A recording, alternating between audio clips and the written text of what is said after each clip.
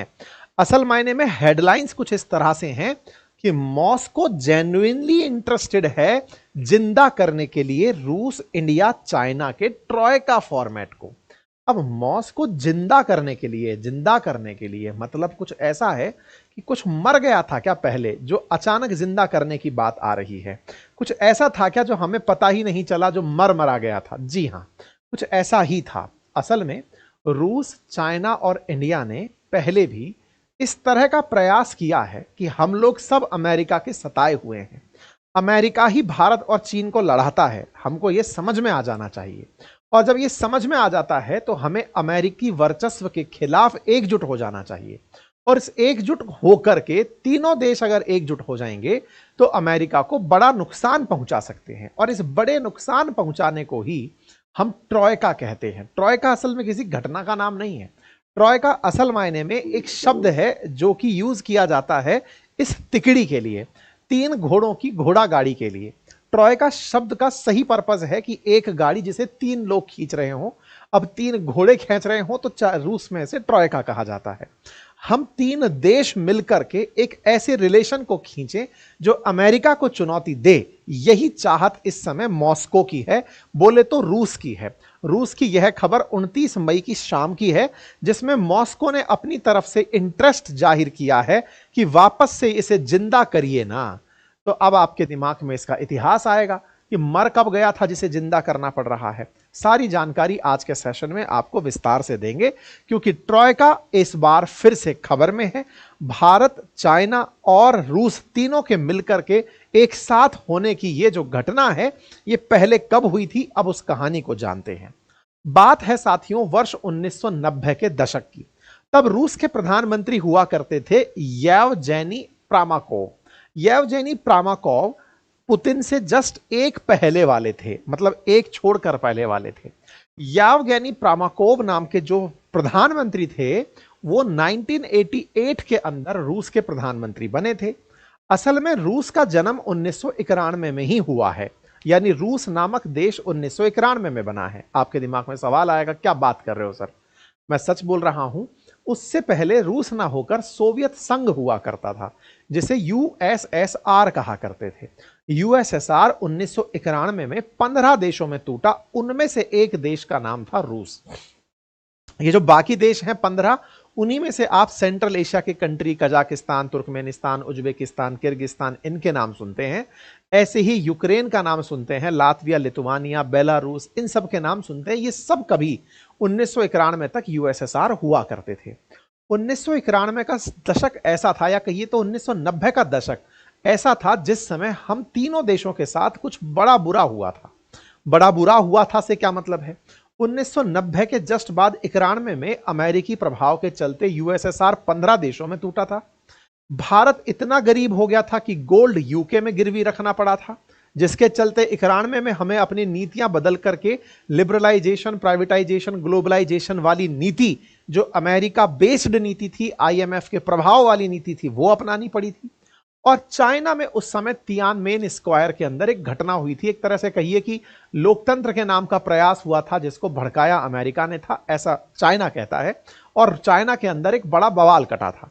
तीनों देशों के लिए वो घटना या फिर वो समय अपने आप में बहुत ही लो टाइम में काउंट किया जाता है।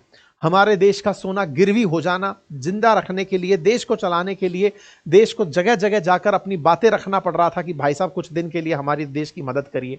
कुछ वैसी स्थिति हमारी उस समय पर आई थी। उस समय के ही काल के प्रधानमंत्री थे येवगेनी प्रामाकोव। हालांकि भारत ने 1991 से 98 के बीच में बढ़िया रिवाइव कर लिया था। इस बीच में पोखरण परीक्षण भी हो गया था। भारत तेजी से उठना शुरू हो गया था एलपीजी रिफॉर्म्स के आते ही। लेकिन हाँ, ये दशक ऐसा दशक है जिसे लोग लो पीरियड में काउंट करते हैं।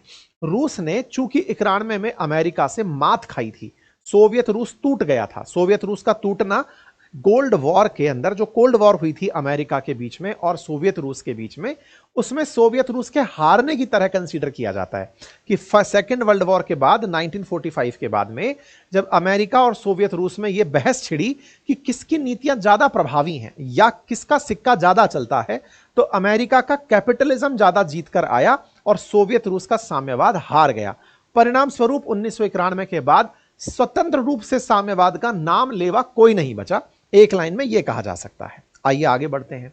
तो उस दौर में इन्होंने उस दर्द से गुजरते हुए कि चूंकि हम टूट तो गए हैं, अब चलो एक साथ एकजुट करने का प्रयास करते हैं अपने जैसे अमेरिका के डसे हुए देशों को। अमेरिका के डसे हुए देशों में नाम चीन का था और भारत का था।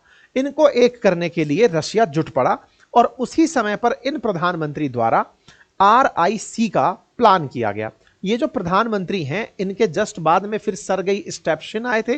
वो 1999 के अंदर ही कुछ समय के लिए रहे और फिर 1999 ऑनवर्ड्स ही व्लादिमीर पुतिन प्रधानमंत्री बन गए थे रूस के। फिर इन्होंने पद नाम बदल के अपना राष्ट्रपति कर लिया, कार्यकाल को एक्सटेंड कर लिया, संविधान में परिवर्तन कर लिया, आज राष्ट्रपति हैं पुतिन। ठीक है, पहले ये प्रधानमंत्री हुआ करते थे। तो आप समझ सकते हैं कि रूस में प्रधानमंत्री का पद पावरफुल पद माना जाता था एक टाइम पर। इन प्रधानमंत्री महोदय ने भारत की भी यात्रा की थी।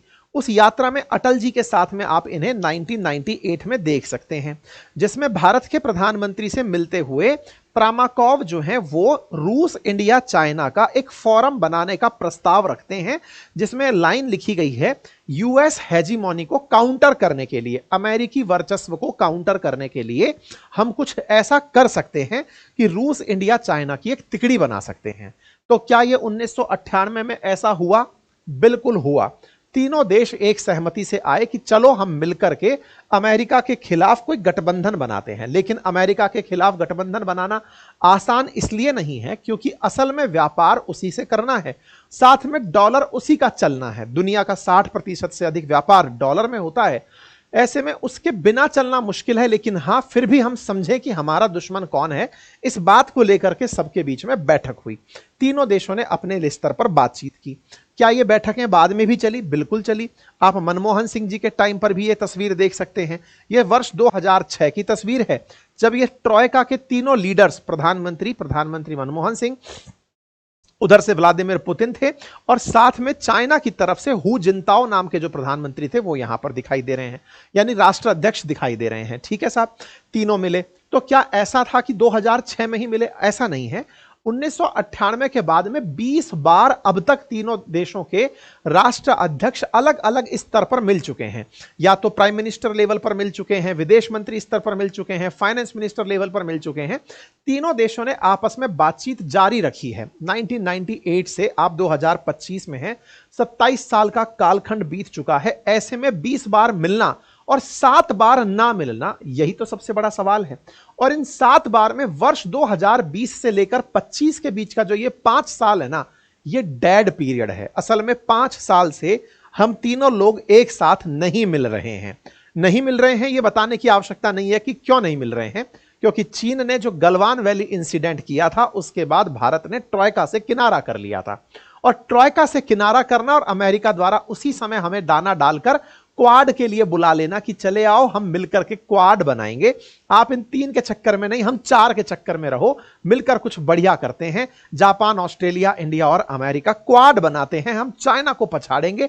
इन लोगों ने आपको गलवान में दिक्कत खड़ी की है, हम इसको पछाड़ेंगे। अमेरिका की जो चाहत थी वो असल में ट्राइका से छिड़कर ही बनी थी, क्योंकि ट्राइका बना इसीलिए था कि हमें अमेरिका को काउंटर करना है। ये कुछ तस्वीरें हैं जिसमें आप देख सकते हैं किस तरह से सरगेई लेवरोव, स्वर्गीय सुषमा स्वराज जी और ये जो क्या नाम है इनका, वांग वी, ये चाइनीज विदेश मंत्री, इन तीनों को आप एक साथ देख सकते हैं।